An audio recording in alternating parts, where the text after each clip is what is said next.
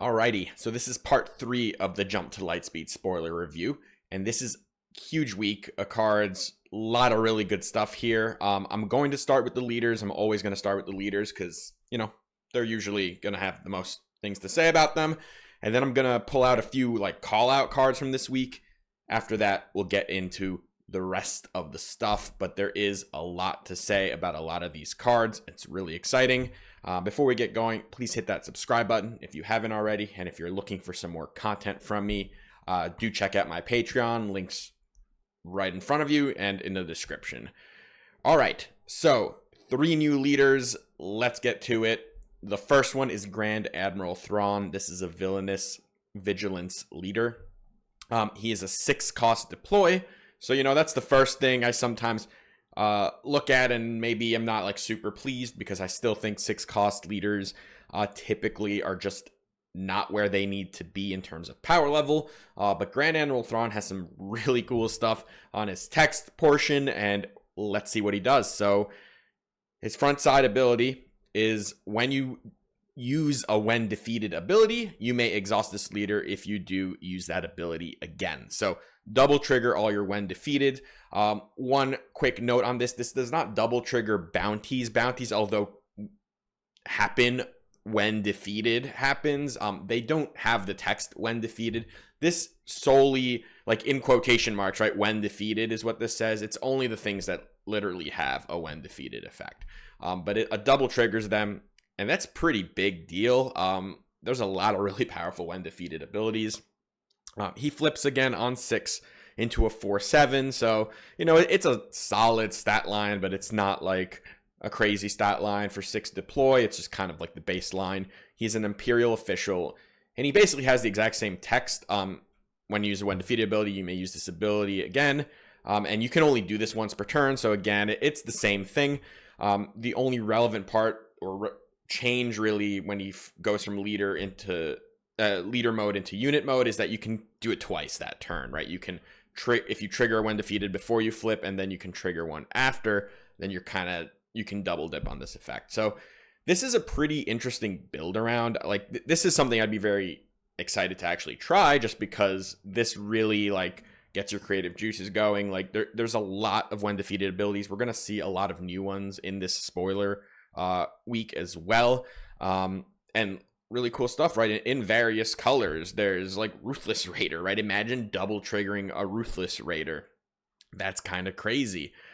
This doesn't work, unfortunately, with Super Laser Tech, because although you could trigger it twice, there's only one Super Laser Tech. He can't cut himself in half and become 2 resources. So that idea doesn't work. But there's a lot, right? There's a lot of cool stuff and a lot of interesting stuff that we're about to see. And this is a very, very difficult one to kind of rate without seeing the whole set.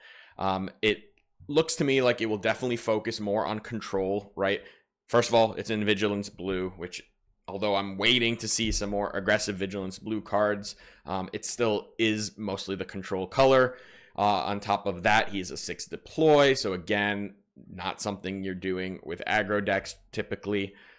And yeah, so we'll wait to see a little bit more on the when defeated stuff before we really rate this guy. But I do have some hope that this is a 6-cost leader that can make some noise because of how powerful and, remember, free this ability is, right? There's no extra action required to do it. There's no cost to it.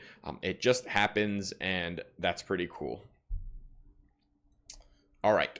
Next new leader is Rose. This is a 5-cost deploy. It's a Heroism Vigilance leader. And she has an action exhaust, heal 2 damage from a vehicle unit that attacked this phase. So it's pretty conditional, right? You can't just heal 2. The unit has to have attacked first.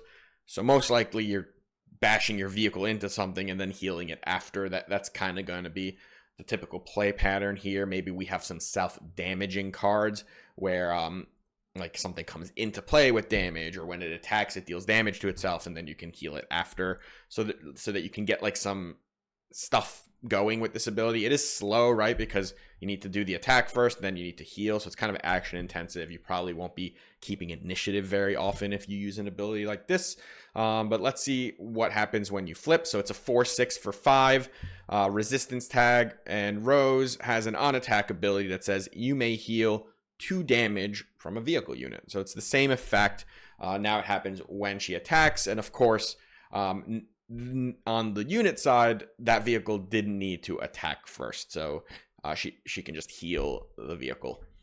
Okay, of course, there's a lot to build around here because vehicle, right? Like this doesn't do anything if your deck isn't full of vehicles. The stats, they're fine. 4/6 for 5. You see that a decent amount of the time. It's not bad stats. I prefer 3/7, but you can see that is a pretty rare stat line, and the leaders that have it are very, very good right now, like Jango and Quinlan. Overall, this one's not exciting to me at all. I think this is like, even if you can trigger this reliably, I don't think it's very good. This heal 2 stuff, it's a lot, like I feel like it's a weird game you're trying to go with, where you're using vehicles to like control the board and then trying to heal them up before your opponent can defeat them.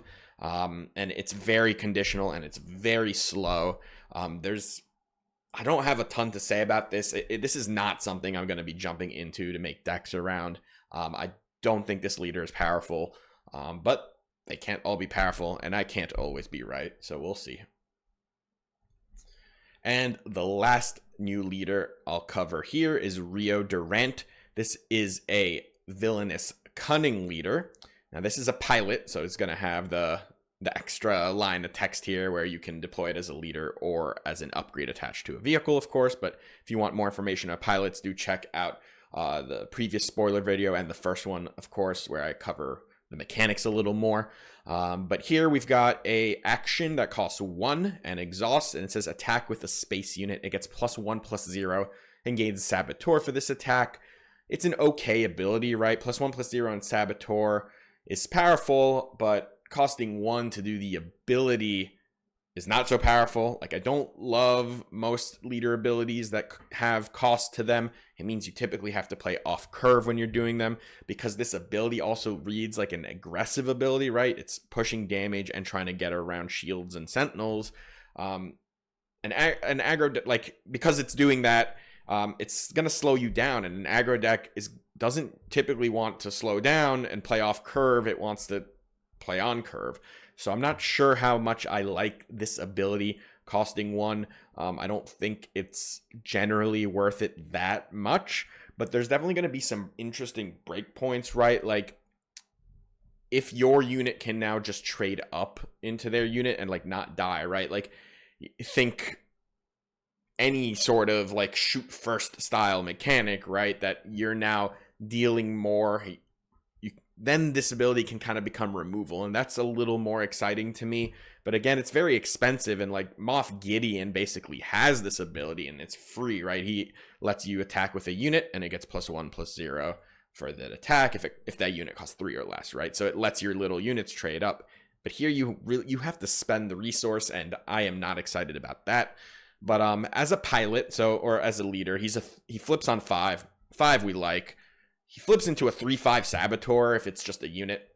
We don't like that at all. That's really bad. If this guy has to come into play as a unit, something has gone horribly wrong for you. But as a pilot, he also gives +3/+5, which is a hefty load of stats to give, because, of course, the unit is going to have stats itself. Additionally, the unit that you attach it to will gain Saboteur, and if it's a transport, it will gain +1/+0. So at that point, if you're attaching this to a transport, it's +4/+5 and Saboteur, and that's pretty big, right? There's no when played effect here. I do prefer most of the pilots right now that have when played effects, because it kind of plays around the very dangerous upgrade removal that could hit these guys, right? This can get one shot by confiscates and disabling Fang Fighters and whatever, same as all the pilots, but you gain no value if that happens. Whereas like some of the other leaders, think maybe like Boba Fett pilot, he immediately deals 4 damage, kind of makes an overwhelming barrage when he flips. And then even if you get him removed, you've at least gotten some value straight up. But this does flip very early and gives insane stats for that cost, right? 5 cost plus 4 plus 5 to the unit.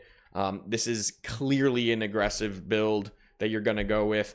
The action on the front is aggressive. The flip, you're just trying to push a ton of damage. If you can get an attack off with this, like a +4 attack, that's pretty massive, because 5 cost leaders, right? Some of them do flip with 4 power, but not like a lot of them don't, right? So 4 power, and you're going really tall potentially on one of your space units and really consolidating actions by doing this, right? Because when you have to flip into a regular unit like a leader, and like let's say you have a space unit and a regular unit, and that takes 2 actions to get your attacks off. Well, when you do this onto another unit, you have now consolidated all your actions into one, so you can basically attack and claim and then maybe get a second attack off, and that will be absolutely insane damage. This is true of most of the pilots, of course, but very true of one that flips on 5 and adds +4 power to whatever's attaching to. So this looks pretty all in to me. It's definitely more interesting to me than Rose. Not as interesting to me as Thrawn, but there's some stuff to like here, and you know, some stuff not to like. Okay, so now a few call out cards before we get into the big bulk. I want to talk about Colossus. This is the first rare base from this set, and it is the first time we have a base that actually starts with more than 30 life. This is a 35 hit point base. That is an insane amount of hit points, right? That the gap between this and like the ECLs of the world, that is 10. So much life here. What's the penalty? Draw 1 less card in your starting hand. Okay, when you first read that, you might not think that's a big penalty. It is a massive penalty, because it's not just like 1 less card. Oh, it's just 1 less card. Well, this will make your mulligans or your starting hands so much more difficult, because 1 less card, right? You're going to have to keep more fringe hands, because your mulligans could be very dangerous because of this. You are going to get hit by discard effects much harder, much harder when you play a base like this. Like Spark of Rebellion decks, Force Throw decks, Pillage decks, K2 decks, whatever it may be, is going to be much more difficult for you, right? You're gonna have to build a deck also that curves probably a little lower, because it's gonna be, if you only have like 9 or 10 turn 1 plays, well, the math has just changed pretty drastically, because all the math we've done is based on 6 card opening hands. This is a 5 card opening hand. So I do want to emphasize, this is a pretty big penalty. It doesn't read like that big of a penalty, but it is. Now, what's to like? Well, 5 extra life is huge for certain decks, right? That's a major buffer. And the absolute first place I'm looking to do something with this is with Emperor Palpatine. It's actually probably the only place right now I'm even thinking about using a card like this, for 2 reasons, right? First of all, Palpatine's the 8 cost mega leader, right? The only issue with Palpatine right now is you can basically never beat Sabine, like, right? It's very, very difficult. It's probably difficult to beat other aggressive decks as well. The whole game plan of Palpatine is just to like churn and survive until you flip, because his flip undoes so much of the game. It's like one of the most powerful effects in the game, to flip into a 410 and steal a unit, that all you need to do is mitigate until you get there. And of course, then you also need to like not be almost dead when that happens, right? So there's games that you can get to 8 and do the thing, but you have like 4 life left, and it's just very hard at that point. Like, even though you kind of like take control of the board, it's just too hard to end the game or like stabilize completely, and you still lose those. 5 extra life is going to make this much more possible. And the second thing about Palpatine is he has a built-in card draw engine, right? His ability is actually really powerful, his draw ability. I think people need to be using that thing way more. I toss units all the time in this deck, even big units like Vader I throw around just to draw cards. It's a very powerful mechanic, and you're going to be able to do it more aggressively now. You have more life. You can probably last longer. Blue is a good color for Palpatine. It's a controlling color. It's the healing color. 35 is gonna, I think, potentially be a pretty big deal for a leader that already can benefit from prolonging games, right? If you now flip and you're at 25, and you have 10 life left after the flip instead of 5, you might just win the game. You might now be able to fully take control of something that before you had no chance of. So yes, Palpatine is where I'm looking to use Colossus. I'm probably not even going to try playing this base anywhere else until I like vetted Palpatine, because if Palpatine can start surviving aggro because of this, he's going to be an absolute menace. I know you can start looking at other leaders, right? Like the Boss Blue deck. I don't think Boss Blue would really love having an opening hand start with one less card, personally, but maybe worth trying it there. But yeah, like that would be definitely secondary and tertiary to trying this with Palpatine. That's where we're going, right? We can mitigate the one less card, and we're gonna try to break Palp. All right, few other cards. So Director Krennic. This is a 2-cost villainy vigilance unit. It's a 2/2 Imperial official. It has shielded. So right there, we've got a crafty smuggler for villain blue. It also has an effect. The first unit you play each round that has a when defeated ability costs 1 less. That is crazy text to have on a card. Now, it's sometimes difficult to build around units in this game that aren't your leader. I want to compare this a little bit to Omega from the clones synergy stuff. Like the text says that you can play off aspect clones without penalty, but it's a 2/2 and it doesn't have a shield, by the way. So you can't really build around it. You play it and you can't jam your deck full of off aspect cards because the Omega will just die and then you can't do it, right? But Krennic, for 2 reasons, is so much better than this. And the first is the shielded.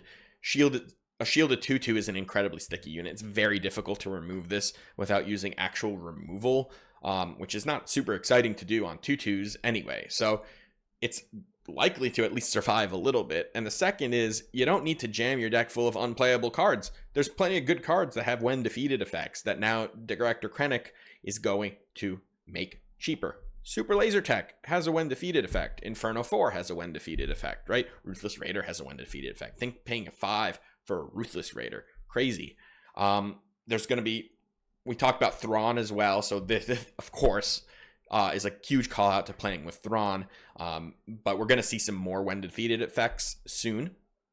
And there's some really cool ones. And the interesting thing is you can start looking at some cards that you might not play if normally, but because of Krennic, they become so much better. We're going to see Krennic's ship. It's a 4-cost unit. We'll talk about it a little later, but for 3, the card is really, really powerful. At 4, not so much. But because Krennic is a sticky unit, it might incentivize playing a couple of copies of a card for the spike potential of going 2-drop into like 3-drop. That would be crazy. And then, the times you don't have Krennic, you just resource that card, right? So Krennic, this is really powerful effect. There's so much more though. Typically, 2/2 shielded units are played more in aggressive decks. Think Crafty Smuggler, think Elite, right? The reason is that they're not particularly good at trading into other units because most other units have more than 2 health. So they're not particularly great at like playing defense, but they're sticky. So they're good to just like, they give you a unit that is unlikely to be removed easily, and then you can push damage with it and keep your board stable. And normally villainy blue is not really aggressive, so this unit is not going to be great at trading into things. But let's go with one where maybe blue will play some aggro, and that's with Gar Saxon. Gar Saxon yellow has been a decent deck. It's not been amazing, but it's been a decent deck, and it's played things like Crafty Smuggler and Dr. Evazan because now they come in with shielded upgrades. Crafty Smuggler is a 3/2 shield. Evazan is a 4/3. Well, now you've got another copy of Crafty Smuggler. You can play 9 turn 1 shielded units in a deck like that. It's really, really powerful. I think that's a pretty interesting place to look at doing something with Krennic. You pair this with yellow as well, and you can play a Greedo for 0 on turn 1 with this. That is a very powerful turn 1. Krennic plus Greedo would really be interested in doing something like that. So you can try to play some aggro with something like Krennic. We talked about Thrawn, and we'll talk about some more when defeated stuff. So of course there's going to be a lot of synergy there. You're going to want a lot of when defeated effects in Thrawn. We also have good traits on this, Imperial and Official. So Imperial, that's interesting for like Tarkin, right? You can buff this. Official, of course, this is cool with Emperor's Royal Guard. This curves is a very sticky unit that curves into a 3/5 Sentinel in a deck that would already probably be playing things like Super Laser Tech, which now this discounts, and maybe we'll find some more when defeated effects that we would want to do. So now maybe this is a Palpatine card as well. Krennic is just really, really good. There's going to be a lot to do with this card, and I can't imagine this isn't going to see some competitive play. All right, next card I want to call out here is IG-2000. This is a 4-cost aggression villainy space unit. It's a 3/4 underworld vehicle transport. It has overwhelm. It says when played, deal 1 damage to each of up to 3 units. So it triple pings. That's a really good effect. First of all, it can finish off wounded units or start chipping away at things. But where this, of course, really shines is with the Jango leader. Jango right now in the red-yellow Jango deck doesn't actually have a 4-cost unit it wants to play. That's typically the triple dark raid turn where you go and get your 6-drop potentially. Well, this is a good card in Jango, right? This, even before his flip, would exhaust a unit. So it's like an extra copy of P38 with bigger stats and overwhelm. When Jango is out, this can exhaust an entire board, right? Flip Jango, then play IG. 3 things get exhausted. That's massive. This seems like a very powerful space unit, and would be a pretty good triple dark raid target too in some cases, right? Even P38 is often a good hit off of that unit, off of that card, because it exhausts something. And well, this does it too, and still gives you that ability to push some damage. Underworld is going to be a relevant trait. We're going to see some callouts for that. Transport is going to be a relevant trait. We're going to see some callouts for that. So yeah, this card looks really, really powerful. We'll see IG later, the pilot for this ship. It's also a pretty cool card. But yeah, a lot to like.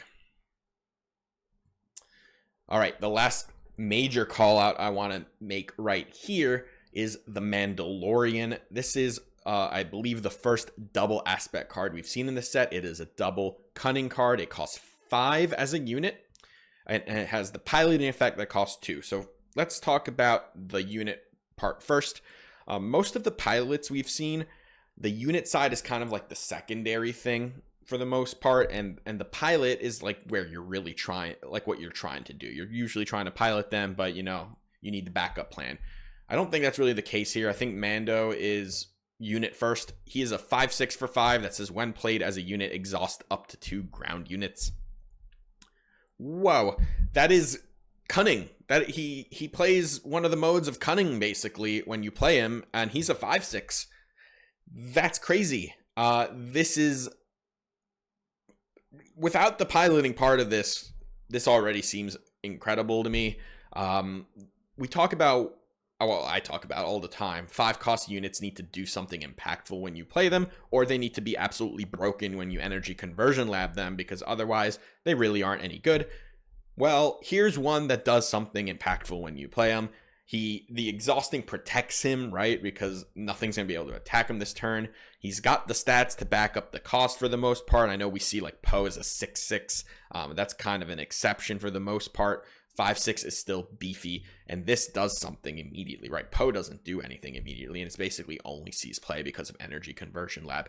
Mandalorian is going to see play in double yellow decks, almost assuredly. This is a very powerful effect. All right, he's got more though, because he can be a pilot that costs 2, that gives +3/+1 to a unit, and then when played as an upgrade, exhaust an enemy unit in its arena. So you deploy it into a space. You can exhaust a space unit, deploy it to the ground, exhaust a ground unit.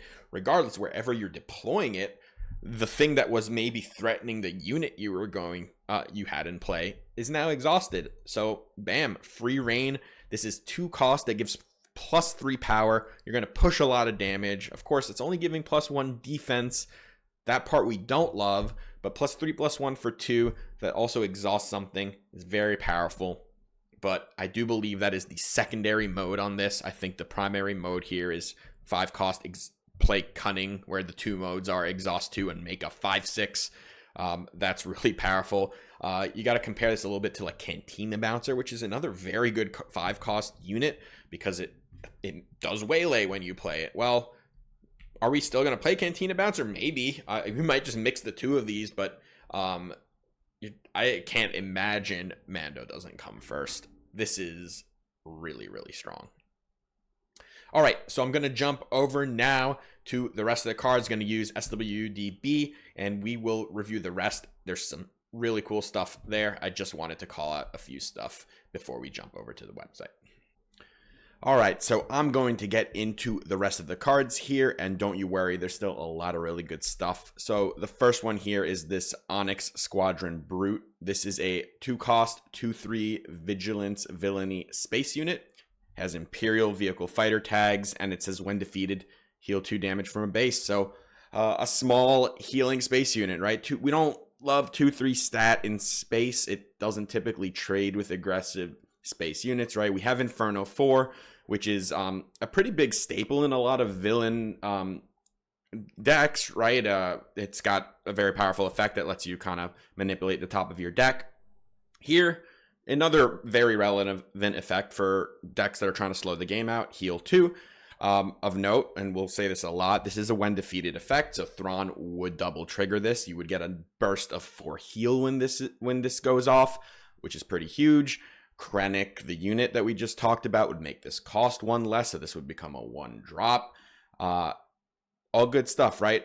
This can come out of Darth Vader. It's a villainy unit, another perk, right? So there's a lot to like here.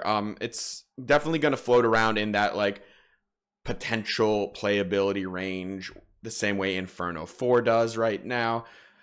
It does unfortunately not give you much like fight in it, right? It's not trading with units particularly well, but I think it'll still be a pretty relevant card. And of course Palpatine can also toss it, right, which will immediately trigger the effect.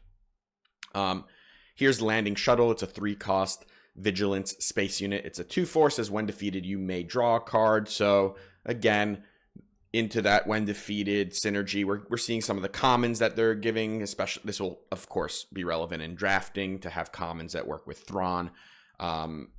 This one probably a little less exciting because the stats here really are very underwhelming for a 3 cost unit, but it does have Imperial tag. It does have this like when defeated, works with Krennic, works with Thrawn. So it's not terrible, but I do think that one is probably a little below the curve.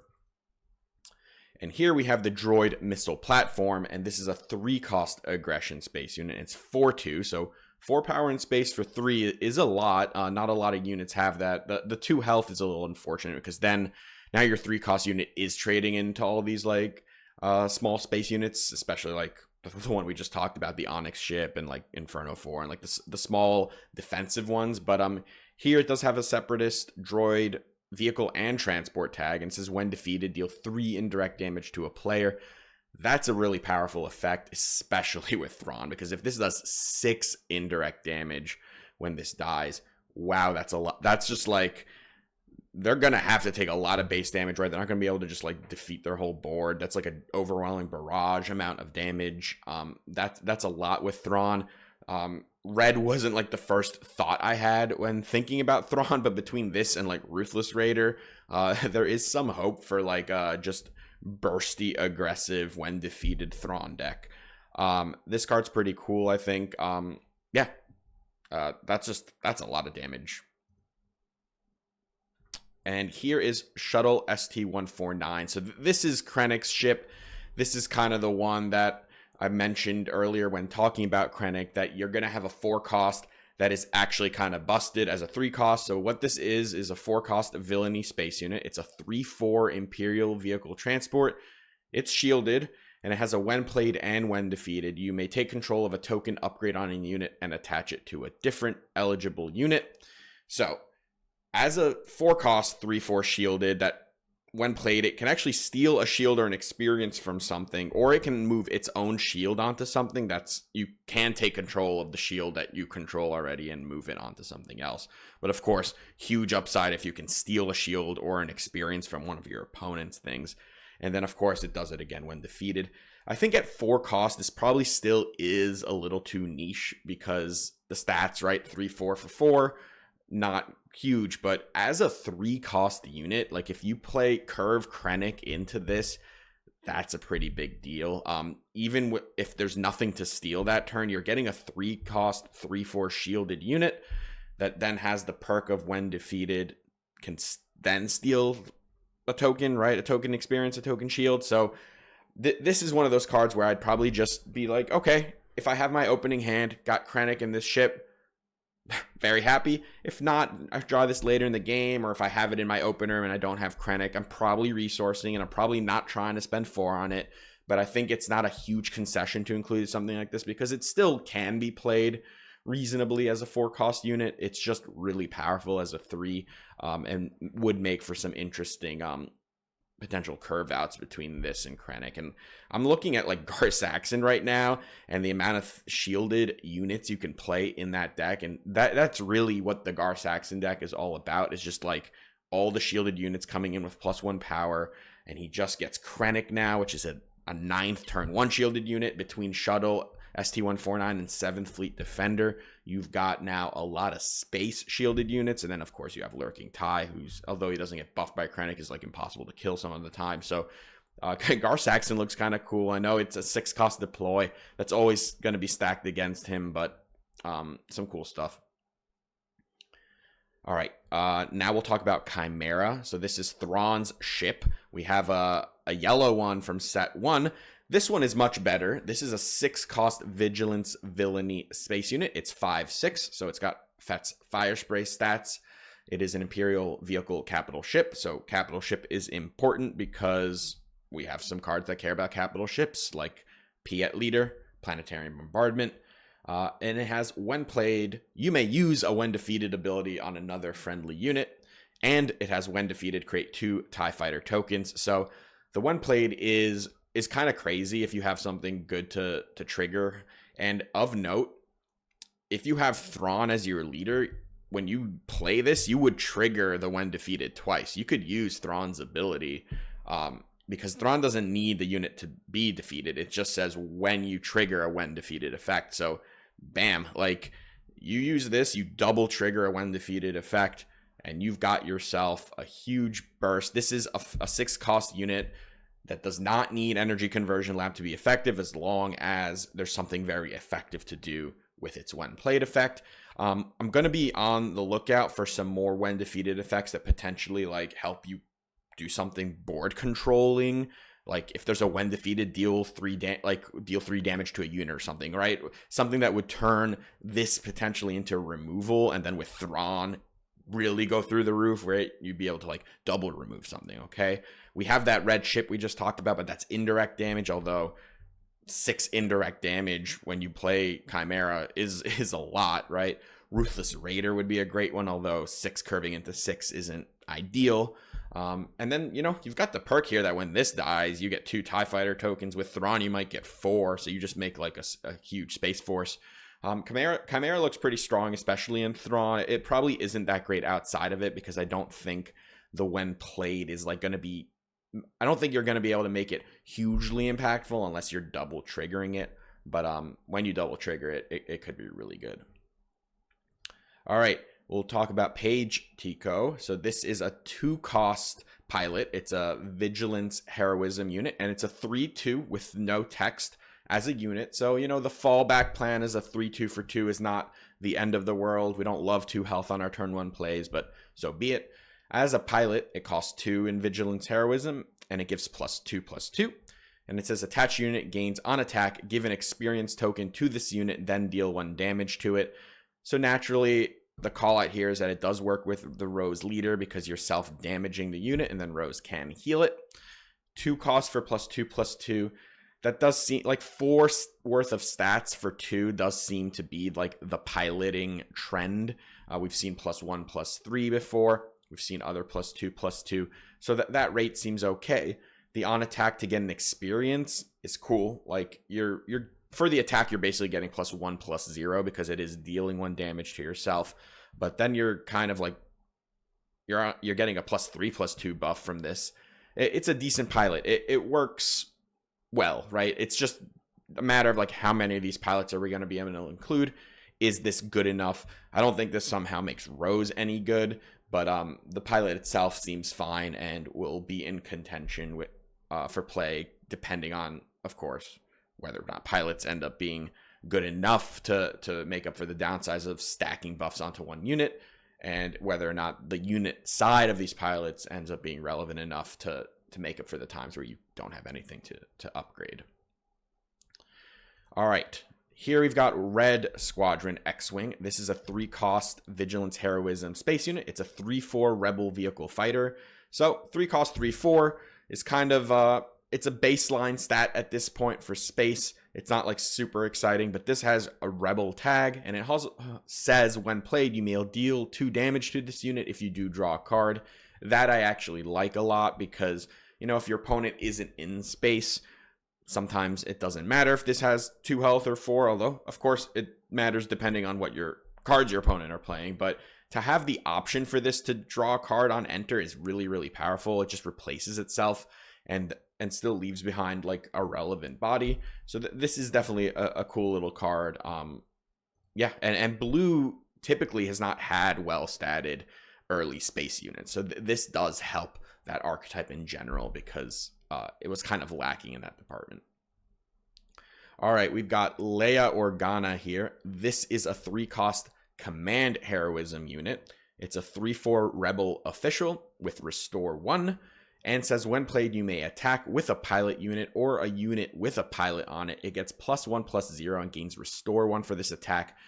Wow, this card is fantastic. If you can ever trigger that when played, it's a massive action sheet on a very well-statted not very well-statted, on a sufficiently statted 3-drop that will give you a heal and an extra damage and condense your actions for the turn, right? Making it more likely that you can go into the next turn with initiative, right? We like those cards. Like Fleet Lieutenant has been a very good card basically for this exact reason, that you use it and you can immediately take initiative.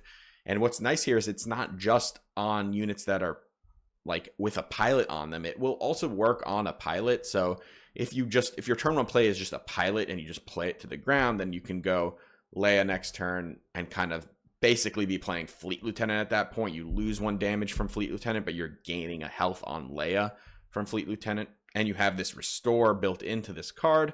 Leia looks solid in an aggressive pilot deck, so it's something I would definitely look at as part of like the non-pilot package in a pilot heavy deck. All right, next is First Order Stormtrooper. It's a 1-cost aggression villainy unit. It's a 2/1 First Order Trooper, and it has on attack and when defeated, deal 1 indirect damage to a player. You know, I like cheap 1-drops, and I've played a lot with like a mono red Kylo or even a Kylo yellow Swarm deck. I actually think those decks are pretty powerful, and any more options at 1-drop to just be able to play even more potentially is nice. 2/1 is not as good as 3/1, and we do have access to a lot of 3/1s at this point, but there's a little more upside here in if you survive for 1 attack, then you are basically going to be better than 3/1 because you will get the 1 indirect on the attack and then 1 more when this dies. That indirect damage is going to be difficult because decks that are trying to combat aggro typically need their units to stick. So they're going to be in a really tough position if like pouring indirect damage into their units means they won't stick their units, or if they have to pour it into their base, well, now they're just getting aggroed even harder. So don't underestimate this one. It's not like a great card, right? The 1-drops are never like great. It's more about the fact that you can play like 3 of them on turn 2 sometimes and just have incredible action economy going into like a Kylo flip turn, for instance, right? There is kind of a method to this madness about like 1-drop Swarm, and this does like help enable that a little more. All right, next is Dengar. So it's another pilot This is a 4-cost aggression villainy unit, and he's a 5/4 baseline. So that's actually really interesting to me because 5 power on 4 drops is incredibly rare. And like this stat line is actually Saw Gerrera's stat line. He is, of course, a double aggression card. But the fallback here, being able to just slam a 5 power unit on 4 is nothing. But as a pilot, this is also very interesting. So it's a 2-cost pilot, gives +1/+2. So maybe slightly below rate. We've said that you usually get about 4 worth of stats, but you're only getting +1/+2 here. Of note, he is an underworld and a bounty hunter also. But yes, he gives the attached unit gains on attack, deal 2 indirect damage to a player. If the unit is an underworld unit, deal 3 indirect damage instead. There are a lot of underworld ships that this can hop into. On attack, deal 3 indirect. That's a lot. Again, like this indirect damage is going to stack up a ton. If you're playing this in the Boba leader, for instance, it would be 4 indirect damage on attack. Those numbers are going to cause a lot of problems for people. It's not going to be so easy just pouring damage. Where indirect will suffer is if you were planning to do a trade anyway, right? And you can pour like 3 of the 4 onto the unit that was about to trade, right? That's how you mitigate this, as the person playing against indirect damage is trying to trade off units and just using them as damage sponges. But this damage will definitely add up over time. All right, we did IG-2000, so we're going to see his pilot, IG-88. He is a 5-cost pilot. He has Underworld Droid Bounty Hunter tags. He's aggression, villainy, and he's a 4/5 that says while an enemy unit is damaged, this unit gains +3/+0. So as a 5-cost, he could come down as a 7/5. I don't think this guy's particularly powerful as a unit, though. Again, at 5-cost, he's a do nothing as 5-cost. So let's look at the pilot.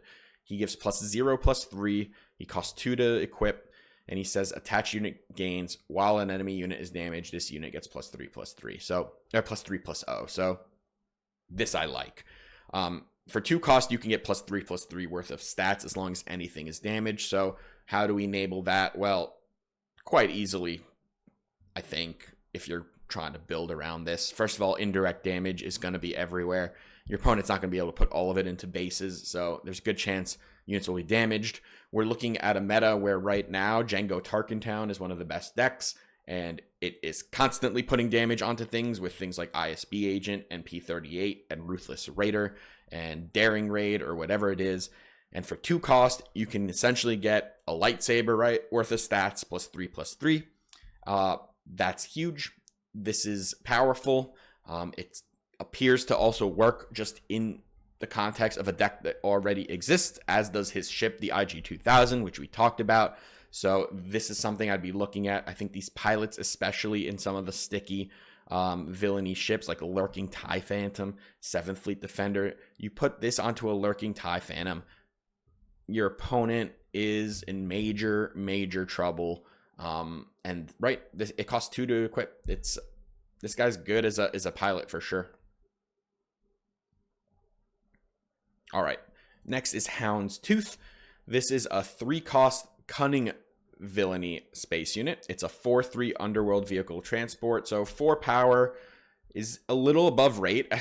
It is above rate at a 3 cost. Of course, only having 3 health means it trades into a lot of 2-cost ships. So there's a downside there.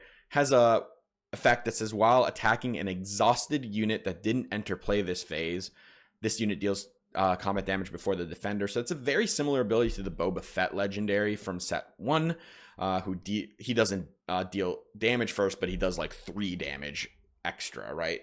That damage comes first. That ability turns out very rarely is effective, especially after the rule change that made it so that leaders do count as just coming into play when they deploy. It used to be very good against leaders, where like a leader would attack, but even if it just flipped that turn, the Boba Fett ability would trigger. It doesn't anymore. Hound Tooth won't trigger into that, although if a leader in this set would hop into a pilot, that unit into a ship, that ship would have already been in play. So in that case, Houndstooth would be able to deal its damage first. But overall, I don't think this card's that good. I think 3 health is a little bit of a liability at 3 cost. I think the extra text here on this card is a little too situational. And I think it's just competing with so many other space units at this point that even though it has 4 power, which is bigger than the other 3 cost ships, I'm not sure it's even better than the common we looked at a little while ago, the Droid missile platform, which is also a 4 power 3 cost ship, and although it only has 2 health, I think its effect is more impactful. All right, let's look at Boba Fett. We have another Boba Fett card. This is a 5 cost Cunning Villainy pilot, and it has Underworld Bounty Hunter. It is a 5/4 shielded for 5. I don't think it's great as a unit. We'll skip that part for now, and we'll just go into the piloting. So it's a 2 cost to pilot. It gives +2/+3, so that's a bit above rate. And it says, when played as an upgrade, you may deal 1 damage to a unit. If attached unit is a transport, you may deal 2 damage instead. This is very good as a pilot because you're getting a hefty amount of stats, and especially if you can get the deal 2, and you're basically playing Daring Raid in addition to this being an upgrade. That's going to be powerful. This one's not like too difficult to like wrap your head around. It's just like kind of a small removal card attached to a powerful rated upgrade. You just need to see if there's going to be enough transports, but there are a lot of them, and they're not all expensive. So I'm not sure right now off the top of my head if there are any 2 cost transports. That's one thing I would actually need to look through, because if they're not, then it's going to be difficult to play this Boba on turn 2 onto a transport, but it still reads like a pretty powerful card. And here we've got another pilot. This is a 1 cost Cunning Heroism unit, and it's a 2/1 vanilla card as a unit, so a 1 cost 2/1. As a pilot, it is a 1 cost pilot, and it gives +2/+1. You know, plain and simple. It's not terrible. With Wedge, this card can pilot for 0, which we like. I think free is good. I think that's going to help just create a difficult to remove unit on turn 1 in many cases. So, you know, it's an option that free, like especially with Wedge, where this card would be free. All right, Shuttle Tidarion is a 3 cost Cunning Heroism space unit. It's a 2/4 rebel vehicle transport. It says, on attack, discard a card from your deck. If it has an odd cost, you may give an experience token to another unit. So this fits a little into the Han Solo leader theme of building your deck entirely around odd cards. To play this card, you would definitely need your deck to basically 100% trigger this. It'd be a real big problem if it's whiffs. I'm not sure it's even good enough on its own, just because it's a 2/4 for 3, has no immediate effect, right? It has to attack to get this ability. But, you know, in many cases, I do think it's going to be able to get an attack off, because 4 health on your turn 2 play in space is usually difficult to remove, which means you should get a free experience token from this. You can, of course, put the card on it oh, wait, no, you can't put it on itself, which does hurt it a little bit, because your other unit would then be susceptible to being removed, or, of course, if they removed it before you attack with Shuttle Tidarion, it's also a problem. I don't love this one, but it's not terrible. Mandalorian we covered. We'll do Boshek. This is a cool card. This is a 3 cost Cunning Pilot. He's a 3/4 vanilla as a unit, so, you know, not great, but not the end of the world. As a pilot, he costs 2 for in Cunning. He gives +1/+2. It says, when played as an upgrade, discard 2 cards from your deck. Return each of those cards with an odd cost to your hand. That I like in the all odd deck, because that will draw you 2 cards. So this being a 2 cost upgrade that gives +1/+2 and draws 2, that's pretty cool. Remember that the idea with this Han is to create a mega turn on his flip. So all these pilots that cost 2, you're paying even costs for them, but because the card's actual converted cost is 3, that's what like the board sees when Han asks how many odd cards you have in play. He will ready another resource. So being able to like draw into more cheap upgrades potentially, or cheap odd cards that you can make sure that your Han flip turn is massive, right? The dream here is to play 5 resources, flip Han, and ready 5 more and do a 10 resource turn. I don't know how likely it's going to be that we can do that, but Boshek, I think, can help mitigate some of the like difficulty about building with a deck like this, because extra card draw plus curve filling with even costs, right? Because the pilots that cost 2 do help fill in these gaps where you like on 4 resources, you might be able to play two cost cards because you can't play a 4-drop because a 4-drop wouldn't be odd, but you can play like a couple odd costed pilots that have an even piloting cost. All right, let's look at Electromagnetic Pulse. Very simple card. It's a 1-cost cunning tactic. It says deal 2 damage to a droid or vehicle unit and exhaust it. This is going to be very meta contextual, but deal 2 to a vehicle and exhaust it could be really good against like pilots, right? Especially leader pilots where they flip and you don't have confiscate, but you can shoot it for 2 and exhaust it for a turn is also a very powerful effect. The droid stuff, we'll see how popular droids ever get. But yeah, this is like, just remember this card exists. It's really hard to tell if it's going to do anything relevant. All right, Commandeer is a really cool card. This is a 5-cost event. It's a trick. So Jabba's got something else you can fetch. And it says take control of a non-leader vehicle unit that costs 6 or less without a pilot on it. If you do ready it, at the start of the next regroup phase, return that unit to its owner's hand. So a lot's happening here. This is like a mini change of heart in a way, with way more upside, but also more downside, right? So first of all, it has to be a vehicle. So right off the bat, I'm not sure this could be a card that you main deck unless we're in a world where like every deck is playing a bunch of vehicles. But yeah, that's one restriction. The second is it can't take things that cost more than 6. So no more of like in the world of Change of Heart, where often your target is something like an Avenger or Devastator, right? Like as an anti-control card.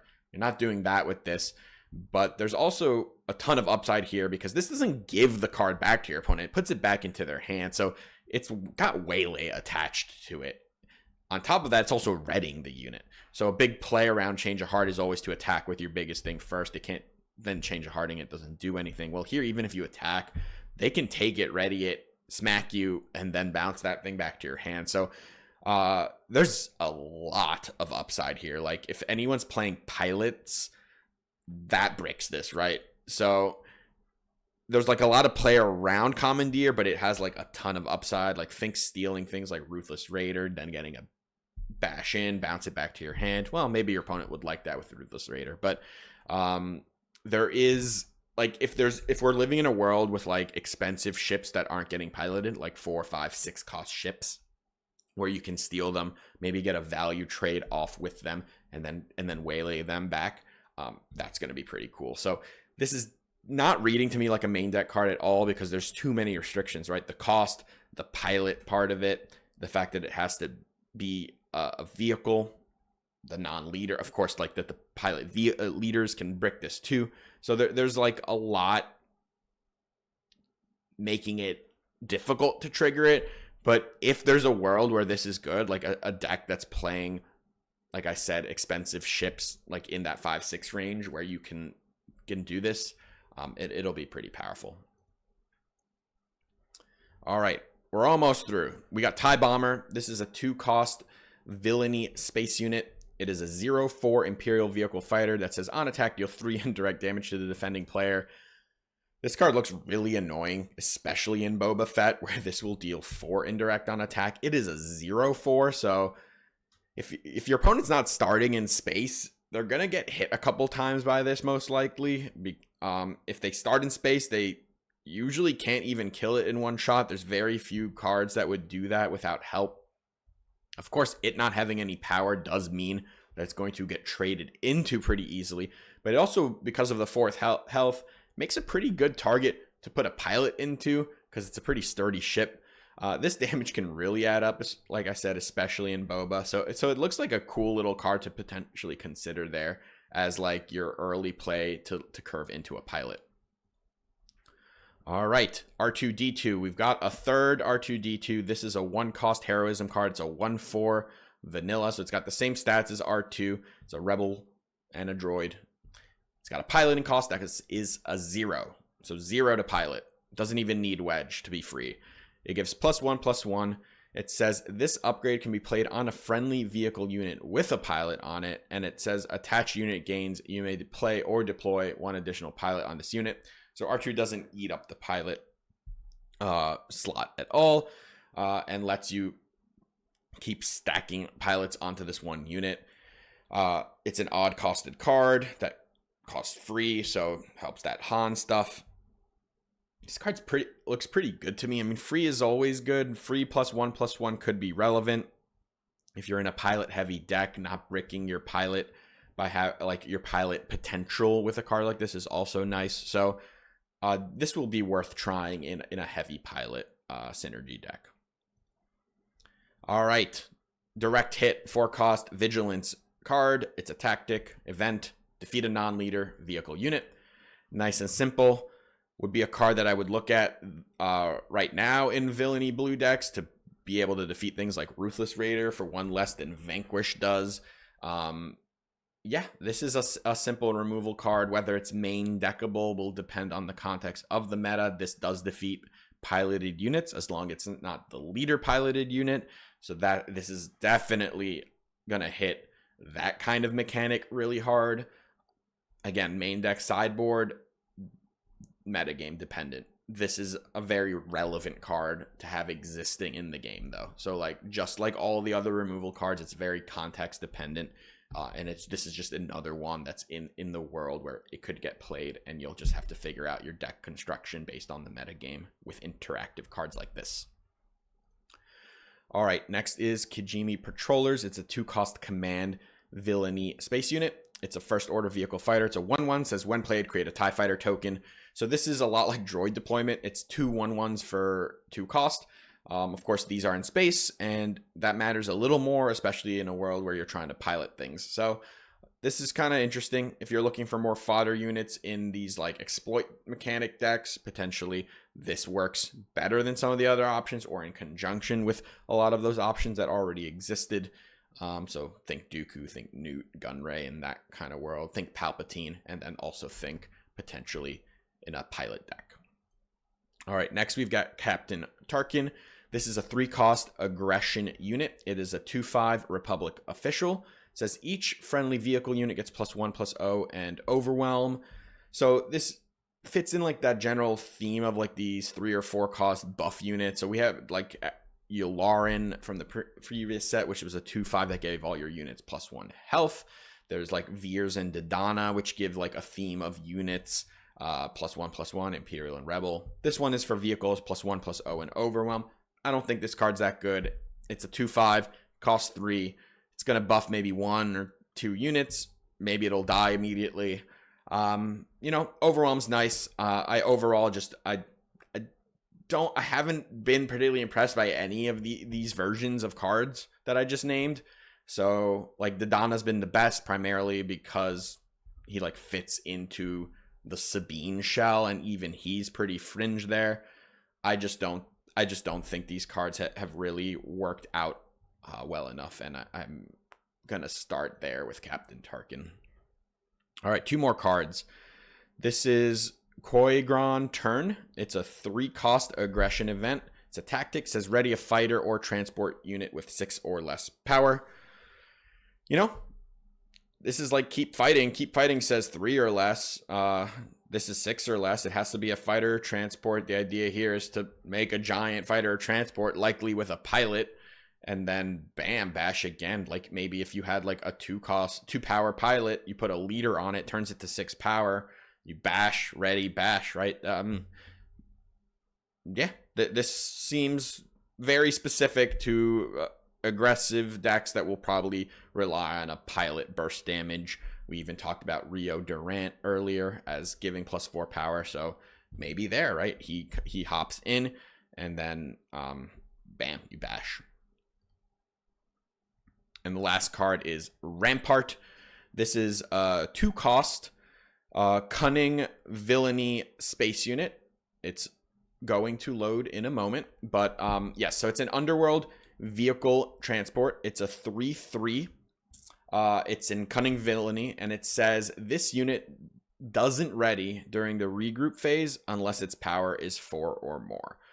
So at baseline, this is pretty bad, and like in most cases, this is pretty bad because even if you buff it the next turn, it won't be ready, because like you would have to buff it the turn you play it for it to come out ready. And in that case, you're not playing it on turn 1. And well, the value of a 3/3 space unit for 2 would be that you can play it on turn 1. That seems to be kind of the whole point. And if you have to wait until later turns, or if you have to spend the next turn putting like a pilot on it and then waiting a whole turn to ready it, that's a lot of work. This does work with Grand Inquisitor. You can like ready it, but then if you attack it, it won't ready next time anymore. If we find free pilots, like R2-D2 would be good with this, but they are heroism and villainy, so that unfortunately won't work for you. But yeah, I'm not sure like why this restriction is so massive, because I'm not even sure like 3/3 is above rate. It would be very good if it was just a vanilla 2 cost 3/3 ship, but it wouldn't be like the world's best card.